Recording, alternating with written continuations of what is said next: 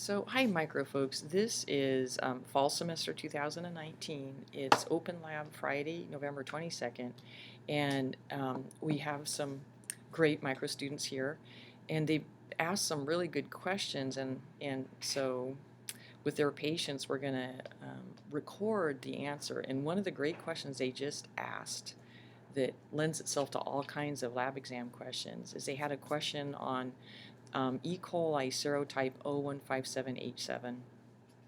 So folks, I've made some of my little chicken scrawl notes here. So we just want to remember from lecture and lab why E. coli 0157H7 is such an important pathogen. So first of all, folks, we want to know that the H antigen is the flagellar antigen, right? The flagellar antigens made out of protein triggers really good antibody production. And the O antigen is the polysaccharide of lipopolysaccharide. So again, we can use antibodies to detect specific strains of E. coli. The reason we're so worried about E. coli 0157H7 is it carries the Shiga toxin gene. You might recall from lecture, it was acquired through specialized transduction. And the Shiga toxin gene can shut down eukaryotic ADS ribosomes. So if we were to become infected with E. coli 0157H7 and transmission is fecal orally, the bacteria grow in the intestine, they release the Shiga toxin. The Shiga toxin causes blood vessel damage, and as a consequence, you can get a bloody diarrhea, you can get a hemolytic anemia, and you can also get damage to the kidneys. So as a result of all that damage, you end up with what's called HUS, hemolytic uremic syndrome. So anemia from hemolysis, an increase in blood uremia is a reflection of damage to the kidneys, and syndrome because there's multiple things going wrong. And this can be fatal, especially in children. So a good follow-up, you guys, on the lab exam would be, let's pretend we're having an outbreak of HUS in our community, and we know that transmission is fecal orally. So our job is to find out what's the source of the fecal contaminated food or water that's causing infection. So you guys, we'll do a scenario kind of like we did in lab. Let's say maybe it's in a county, right? And people are on wells. They aren't receiving chlorinated city water. So as a public health microbiologist, you go to all the homes and you take tap water samples from their well. And you're going to bring them back to the lab, and you'd like to select for the growth of members of the family Enterobacteriaceae. Remember, E. coli belongs to that big family, Enterobacteriaceae, the enterics. So maybe I'll ask the folks here. So you guys, if you wanted to select for the growth of Enterobacteriaceae, which selective media would you use? I don't need to put them on the spot, but I am putting them on the spot. So it's the McConkey's medium. Awesome, you guys. So remember, McConkey's is going to select for the growth of gram-negative Enterobacteriaceae. It'll inhibit the growth of gram-positive bacteria and inhibit the growth of gram-negatives that haven't evolved to live in the enteric tract, right? And then furthermore, folks, we know if we're trying to see if E. coli is present, we know that if we inoculate PR lactose and incubate, do you guys remember what results we had with E. coli and PR lactose? Yeah, so we have lactose fermentation, because E. coli makes beta-galactosidase.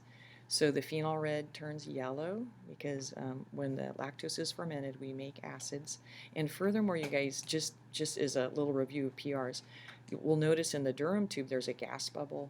And that's because E. coli produces both CO2 and molecular hydrogen during fermentation. Okay, so we could screen for lactose fermentation, or instead of having to run a bunch of PR sugars, what's lovely, folks, about the McConkey's is it's also differential, because colonies that ferment lactose will be what color? Red. Yeah, red or pink, right? And microbes that can't ferment lactose, they'll attack the amino acids, and we won't have that nice pink color. So sometimes people describe this as colorless. So this would be E. coli are lac positive, meaning it can ferment lactose. This would be another enteric that's lac negative. So that could be a question on the exam. So folks, let's pretend that maybe out of one of the well water samples, you incubate the sample, and the next day you see all these pink colonies there, and you're like, oh, that could be E. coli. But remember, folks, we described that there's another cousin of E. coli, Enterobacter aerogenes, that just like E. coli, it's an Enterobacteriaceae, it's a gram-negative bacillus, and just like E. coli, it can ferment lactose with acid and gas. So it's important for us to figure out maybe those pink colonies, because that could be Enterobacter. Is it Enterobacter or is it E. coli? Enterobacter all by itself does not indicate fecal contamination. So folks, from chapter 17, do you remember which 4 tests we can run to distinguish E. coli from Enterobacter? Good, IMVic. Awesome, you guys. So we can run the IMVic test on our suspects, our lac positive suspects, and you guys, the I in IMVic stands for what? Yeah, so it's the indole test, and you guys remember we, the way we did it was a benchtop test, so we used aseptic technique. We harvested some of the cells from our colonies and just smeared it on the indole dry slides. So you guys, if indole's present, what color would it turn? Red, good. Okay, so you guys, is E. coli indole positive? Yeah, and you'll recall that tells us that E. coli makes tryptophanase. Yeah. And in contrast, Enterobacter aerogenes is indole negative. Good. All right. And then, folks, in the IMVic test, what's the M for? Methyl red. Good job, you guys. And folks, help me out. How did you run the methyl red test? Good. So first we inoculated the methyl red broth. It has really high glucose. And then we incubated. And then after we incubated, what did we add? Methyl red pH indicator. And folks, remember, we can't add the methyl red pH indicator before we inoculate, because it will kill the microbes. So we have to let them grow first and then add the methyl red pH indicator. Okay, so if the pH in the broth is really low, below pH 4.4 to 4.8, the methyl red will turn which color?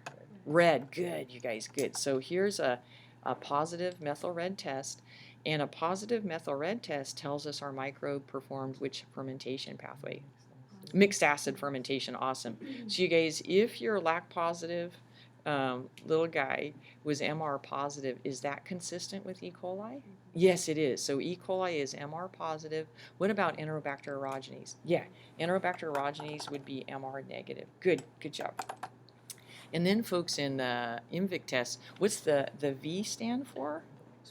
Good, Vogt-Proskauer's test. So you guys, how would you run that test? Right, and just like the MR test, you inoculate your VP broth, high glucose broth first, incubate, right? And then after incubation, we're going to add which 2 reagents? Good, alpha naphtha and 40% KOH. And again, the reason we don't add it before we incubate is it will kill the microbes, okay? So you guys, if you add your alpha naphthol and 40% KOH, and within 30 minutes you see a nice red color develop, is that positive or negative? That's a positive VP test. And what does it tell you about your microbe? It does 2,3-butane fermentation. That's great. Yeah, it carries out 2,3-butane diol fermentation. Another name for the pathway, you guys, is butylene glycol fermentation. You can use either one. Good. Okay. And what specifically are the reagents identifying? This one's a little bit harder. Okay. That unique intermediate of the pathway called acetylene. Good. And the longer name, folks, is acetylmethylcarbonyl, but that's what you're actually detecting. But you're not going to get acetylene or acetylmethylcarbonyl production in any other pathway than the 2,3-butane diol fermentation. Good. And folks, now remember we said that E. coli was MR positive. Would you predict E. coli would be VP positive as well? Usually not. Usually microbes, if they can ferment, they just have enzymes for one fermentation pathway and not another. So since E. coli uses mixed acid fermentation, we would predict they would be VP negative, and indeed they are. And then folks, in the IMVic test, what's the C stand for? Citrate. So you guys, how did you run the citrate test? Which media did you use? It's an agar slant, and specifically, folks, it's called Simmons citrate agar. There's a number of different citrate tests. This is, to me, the most fun. And in Simmons citrate agar, what is the pH indicator? Bromethymol blue. Awesome, you guys. So if your microbe can use citrate as a sole source of carbon and energy, what will the final pH be after incubation? Alkaline, good. And folks, what color does bromethymol blue turn at alkaline pH? Deep blue, yeah, that gorgeous deep blue color. So here's a positive citrate test. So folks, what we want to know then is in the citrate test, would E. coli be negative or would E. coli be positive? Negative, that's right. So you'll recall, you guys, E. coli is negative citrate and Enterobacter aerogenes is positive citrate. So to summarize, folks, if you isolated lactose fermenting bacteria, say on your McConkeys, and then you ran the IMVic test, if it was E. coli, what would be the IMVic results? We want to memorize this. Positive, positive, negative, negative. Good. And if the lactose fermenting microbes were actually Enterobacter aerogenes, what would the IMVic test be? Negative, negative, positive, positive. Awesome, you guys. So if you, from a well water sample, you got all these lactose fermenting bacteria, and it turned out they had the pattern positive, positive, negative, negative, and IMVic. Now you're really concerned it could be E. coli. And what's the big deal about E. coli in our drinking water or food? What does it indicate? Fecal contamination. So you guys, really quick, do you remember we wanted to know if feces is present in food or water, which two viruses, viral pathogens could be present? Poliovirus and hepatitis A, norovirus. There's a bunch of others, but we just wanted to mention a few. And what about bacteria that could be present in fecal contaminated water? E. coli 0157H7, exactly, the one we're actually looking for in this example. But also salmonella, Shigella dysenteria, Vibrio cholera, and we were talking about Thanksgiving coming up, you guys, so with raw turkey, we think about salmonella and Campylobacter. Those are all fecal oral.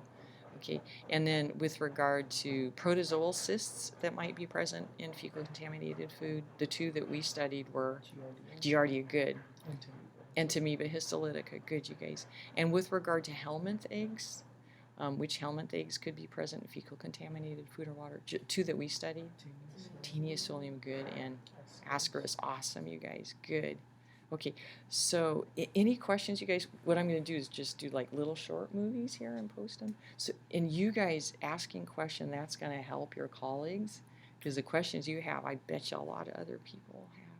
So is there anything with regard to that little scenario that we could add? Okay, so we'll shut this one down, you guys, and then we'll try to do some more little short movies.